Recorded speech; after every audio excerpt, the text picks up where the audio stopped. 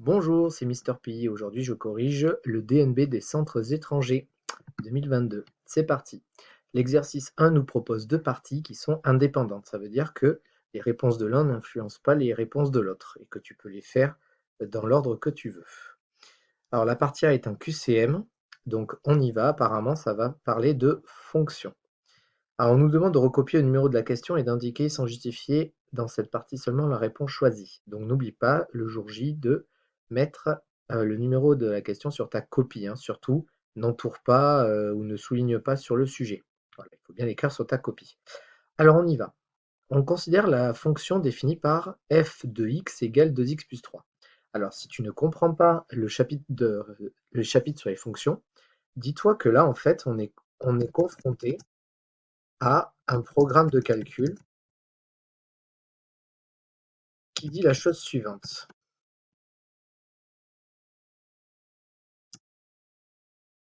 C'est-à-dire, on prend un nombre,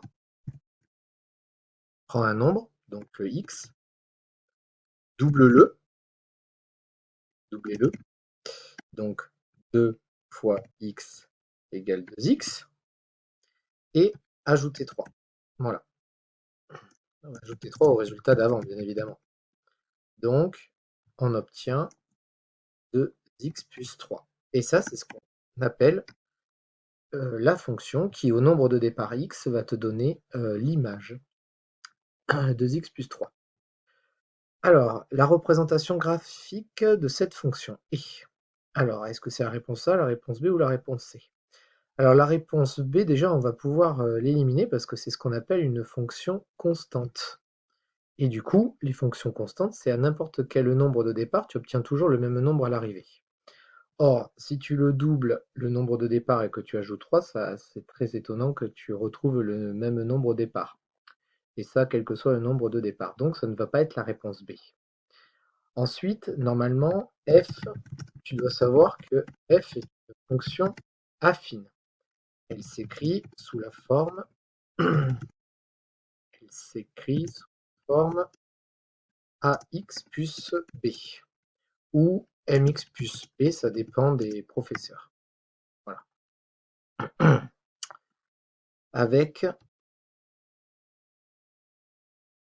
a ou m appelé coefficient directeur et b ou p l'ordonnée à l'origine. Et alors le cours dit que la représentation graphique de ce type de fonction, ben, ça va être une droite et du coup, elle ne va pas passer par l'origine du repère, c'est-à-dire le point de coordonnées 0, 0. Voilà, puisqu'on a une ordonnée à l'origine, plus 3, elle va être décalée de 3 carreaux, de 3 unités vers le haut. Donc ça ne peut pas être la réponse C parce qu'une fonction affine auquel on a rajouté un nombre non nul ne passe pas par l'origine du repère. Ça ne traduit pas une situation de proportionnalité. Donc forcément, ça va être la réponse A. En plus, le B, on nous donne 2x plus 3. Et donc, c'est l'ordonnée à l'origine. Donc, place-toi au point à l'abscisse 0 et tu observeras qu'il y a un point de coordonnées 0 en abscisse et 3 en ordonnée. Donc, 3 quand tu te places à l'origine du repère. Donc, forcément, réponse A. Voilà, pour la première question. Pour la deuxième question. Alors, l'image de moins 2 par la fonction f est. Alors, l'image de moins 2. Donc, une image, c'est le nombre à l'arrivée. Donc, l'image de moins 2. Ça veut dire que moins 2 est le nombre de départ. Moins 2 est le nombre de départ. Donc, si tu te souviens bien, du coup, on va le doubler. Donc, on va faire moins 2 fois 2. Et on va ajouter 3 au résultat obtenu. Ça nous fait moins 2 fois 2, ça fait moins 4. 4 plus 3, ça nous donne moins 1. Voilà. Donc, l'image de moins 2 par f est moins 1. On a f de moins 2 qui est égal à moins 1. Et donc, graphiquement, de toute façon, On va le voir parce que quand je me place en moins 2, pardon, en moins 2, eh bien on a le point de coordonnées moins 2, moins 1. Tu vois, donc tu avais un peu la réponse à la question d'avant. Donc le moins 1, c'est réponse B. Alors maintenant, on est dans un tableur. Dans cette feuille de calcul extraite d'un tableur, la formule à saisir dans la cellule B2 avant de l'étirer vers la droite. Et alors là, on nous demande plusieurs choses. Alors, est-ce que c'est égal à 2 fois A1 plus A3? Alors, pour convaincre, je vais la taper. 2 fois A1 plus 3. Ça ne marche pas. Ensuite, est-ce que c'est égal à 2 fois B1 plus 3? Égale 2 fois B1 plus 3. Ah, là, ça nous... Et en l'étirant, est-ce que ça fonctionne? Apparemment, oui. Donc, ce serait potentiellement celle-là. Et 2 fois moins 2 plus 3. Alors, voyons. Égale 2 fois moins 2 plus 3. Ça marche aussi. Et en l'étirant, qu'est-ce que ça donne? Ah, ça donne toujours le même résultat. Il y a la même formule. Alors que le nombre de départ a changé. Ici, c'était moins 2, alors qu'ici, c'est moins 1. Donc, du coup, forcément, en fait, ce qu'il faut comprendre, c'est qu'on est dans un tableur. Et donc, effectivement, on va faire le double du nombre de départ auquel on va rajouter 3.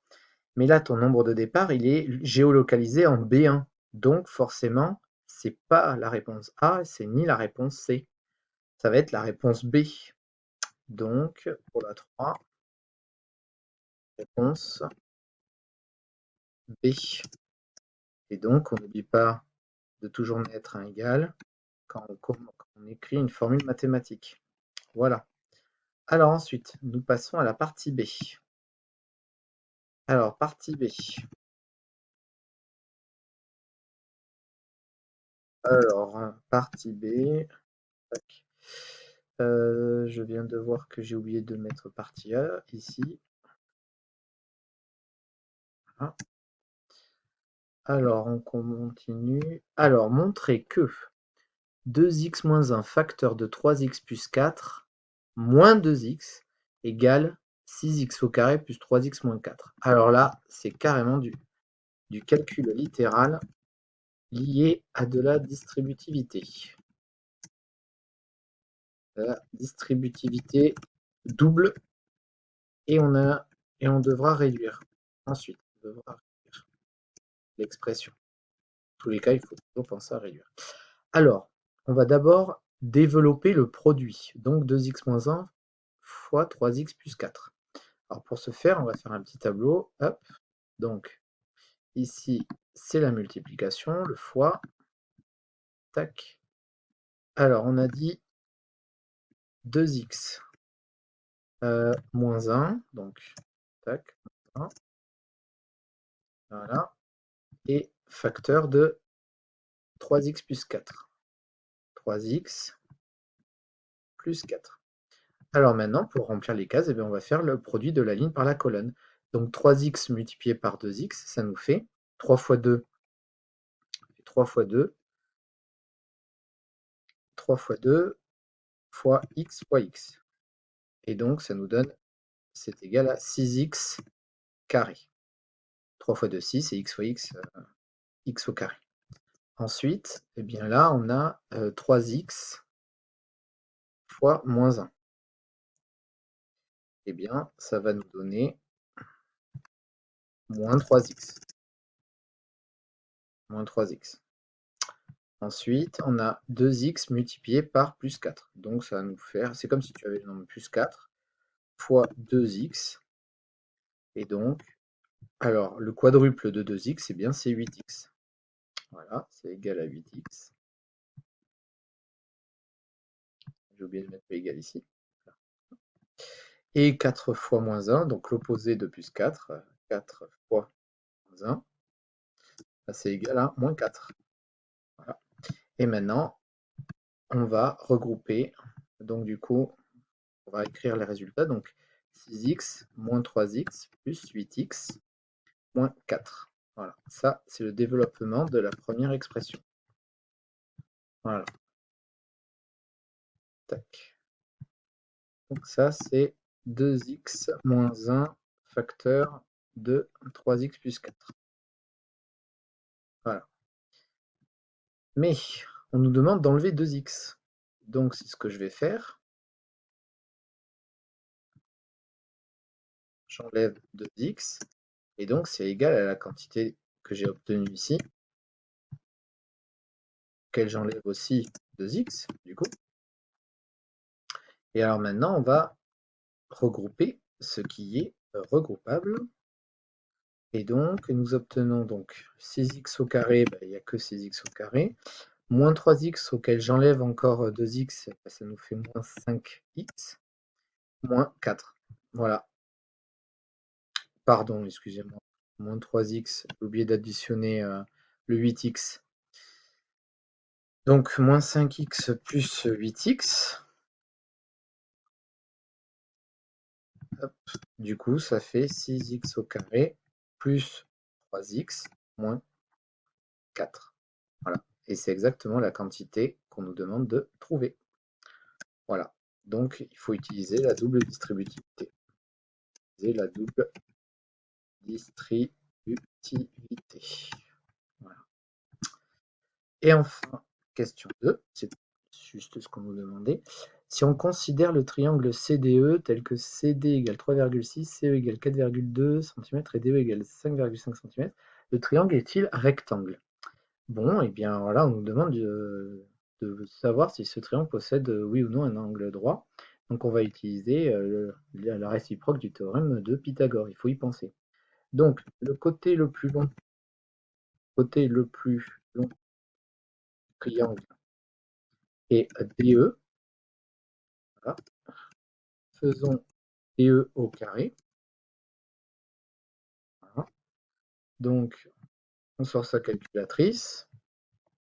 Et donc on fait 5,5 fois lui-même. Ça nous fait 30,25. 5,5 cm² égale 30,25 cm². C'est ce que la calculatrice nous dit. Ensuite, faisons la somme des deux autres côtés au carré.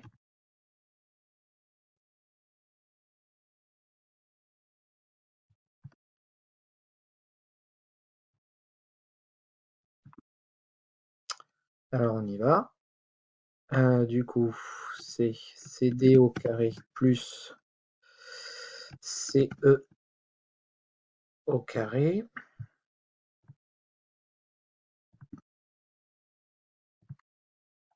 Alors, CD, c'est 3,6 cm le tout au carré, plus CE, CE c'est 4,2 cm le tout au carré. Donc on y va, 3,6 fois 3,6, ça fait 12,96 cm². 4,2 fois 4,2, 17,64 cm². On additionne les deux résultats et on trouve 30,6 cm². 30,6 cm². Voilà. Et donc, il n'y a pas égalité. Il n'y a pas égalité. Donc, le triangle n'est pas rectangle d'après